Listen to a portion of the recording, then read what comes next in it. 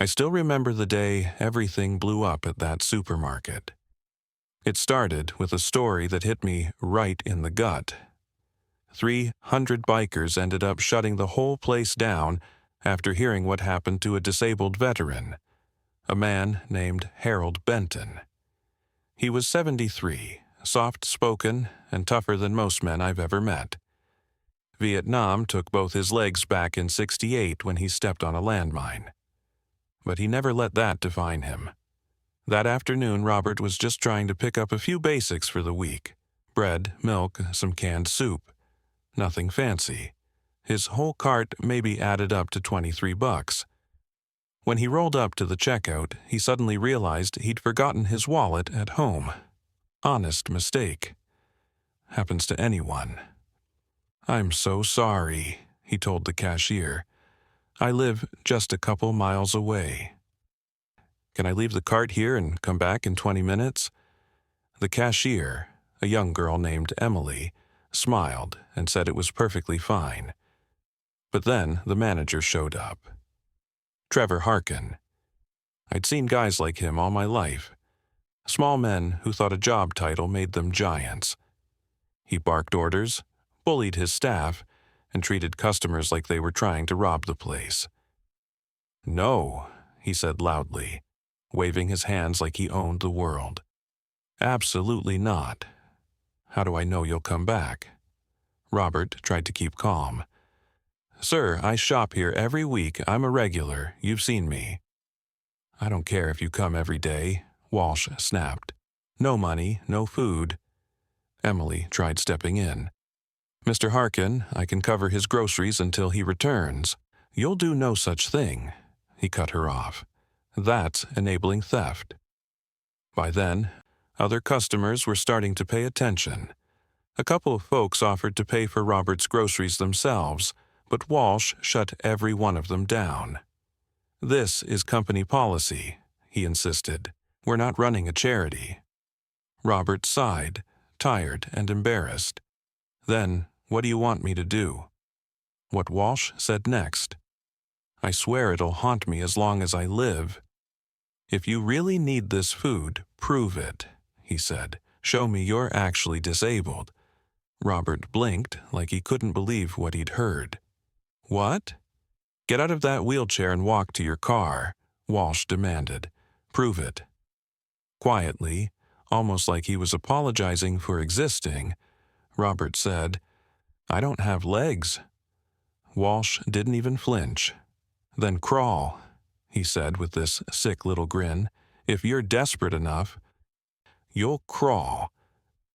The whole front end of that store fell dead silent. 20 people stood there stunned. Emily looked like she was about to cry. "You can't be serious," she whispered.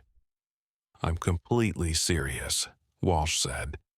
"Crawl to the doors, and I'll give you the groceries for free." Robert looked at him for a long second.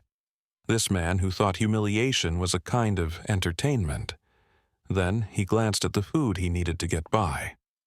After a moment, he lowered himself out of his wheelchair and onto the cold tile floor. "Don't do this," Emily begged. "Please, I'll pay for all of it." But Robert was already moving, dragging himself across that filthy supermarket floor, while Walsh stood there watching like it was some kind of show. He'd made it maybe 15 feet when a teenage kid stepped in front of him. His name was Logan. Tears were running down the kid's face. "Sir, stop, please," he said. "My dad died in Iraq. You don't have to do this." Logan pulled $40 from his pocket and held it out. "Take this, please." Walsh stormed forward and grabbed Logan by the arm. "Put that money away or you're banned from this store." "Then ban me," Logan shouted. "You're a monster." Walsh called security. 2 guards dragged Logan out while he yelled about everything he'd just seen. Meanwhile, Robert kept crawling. 20 feet, then 30. Some shoppers were crying, others just frozen. But nobody knew what to do. Walsh even held up his phone, recording the whole thing while laughing. Robert finally reached the front entrance. He collapsed there, shaking, sobbing, and he said something that tore right through everyone who later heard this story. "I fought for this country." Robert told me later that when he collapsed at the entrance, he whispered, "I lost my legs for this country," and he meant every word of it. And while he lay there on that dirty floor trying to breathe, Walsh just kept filming him like it was some kind of twisted achievement. "Well," Walsh said, still holding his phone up, "now you've earned your groceries. See? The system works." Then he ordered security to drag Robert outside, literally drag him, like he wasn't even a human being. They dumped him over by the cart return, and just when I thought it couldn't get any worse, those guards tossed his prosthetic legs after him like they were throwing out old trash. What Walsh didn't know was that a biker named Ricky had been in the store with his little girl. Ricky caught the whole nightmare on his phone, and within minutes, he blasted the video out to every brother he could think of. I swear on everything, when I saw that footage, I made a promise in my heart. We would save Robert, no matter what it took. If folks watching me right now believe that most bikers are good men who still stand up when it counts, hit that like and subscribe button to show us you're with us. When Cole, our club president, Iron Brotherhood Motorcycle Club, got that video, something inside him snapped.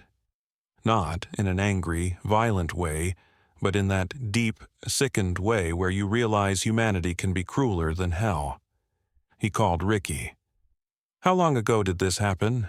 Cole asked. 40 minutes, Ricky replied. "Walsh is still inside bragging about teaching some scammer a lesson." That was all Cole needed to hear. He made one call, his voice calm and steady. "Emergency church. Veteran down, bring everyone." 20 minutes later, 50 bikes rolled in. Then more, then more.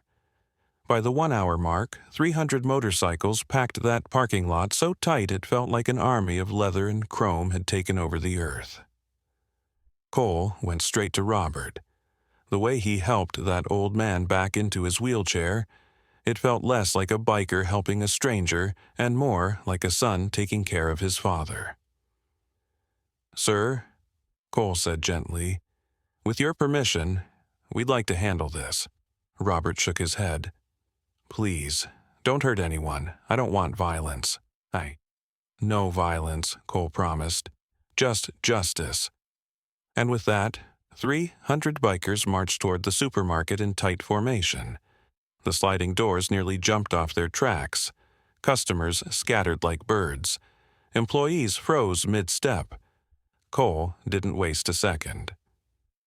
He headed straight for the manager's office where Walsh sat laughing with a couple assistant managers, proudly retelling how he broke a liar. "Trevor Harkin?"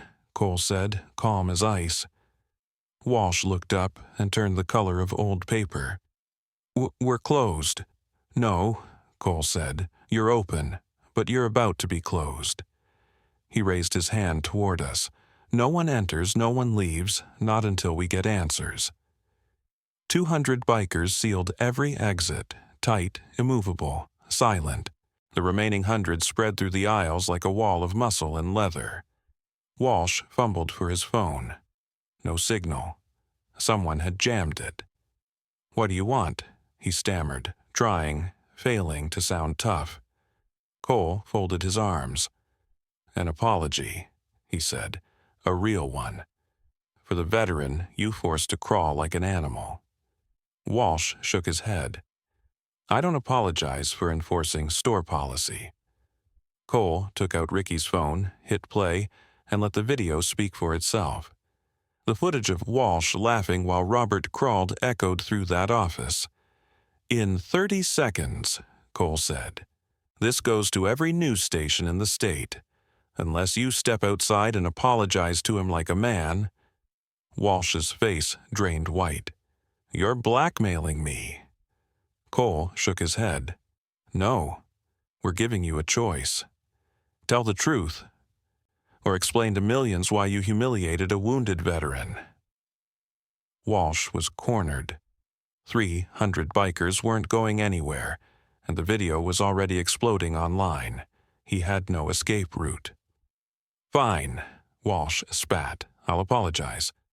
They dragged him out front where cameras were rolling from every angle. He looked at Robert and muttered, I apologize for any misunderstanding. Cole growled, not good enough. Tell him what you did. Walsh clenched his jaw. I made you crawl to prove your disability was real, and I was wrong. Robert looked at him quietly. Why did you do it? Walsh didn't reply, because deep down he knew exactly why he did it, because it made him feel powerful to hurt someone who couldn't fight back. I want to know why, Robert pressed, his voice barely above a whisper but strong enough to make a grown man shake. Robert looked Walsh straight in the eyes, and even though he was exhausted and beaten down, his voice carried the weight of a soldier who'd been through hell and survived it. I served this country for 3 years, he said quietly. I lost my legs protecting people like you, so why did you humiliate me like that? For a long moment, Walsh tried to keep up his tough act, but something inside him finally cracked. His shoulders dropped. Because I thought you were faking, he muttered. We get scammers all the time.